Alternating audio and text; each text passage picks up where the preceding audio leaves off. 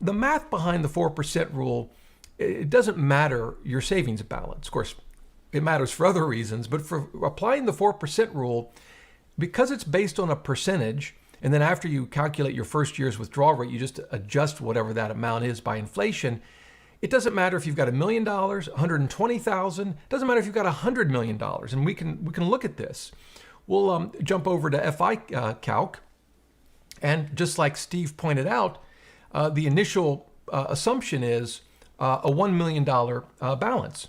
And but we can make that his assumption, which is $120,000.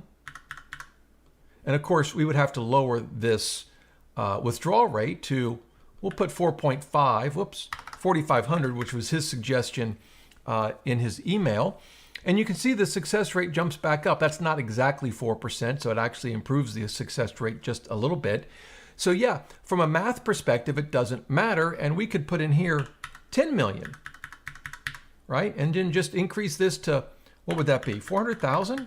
Big spender, right? We get the same 96.8% that we have if we're assuming $1 million portfolio and $40,000. Now, I do think that it's super important, and I can't believe I just used the phrase super important, but in any event, that you think about one other aspect, and that is your flexibility, your financial flexibility, your ability to change your spending, either because maybe the market's down and you want to tighten your belt, or maybe because an unexpected expense arises, maybe a healthcare cost, for example, and you've got to spend some money that you maybe hadn't planned for. Now, the fact that someone has more money versus less money, in theory, all things being equal, more money is better, right? And in theory, it might give you more flexibility. I think in practice, that's not always the case. I know people with $1 million, and they need every dime of that 4 or 5% to just get by.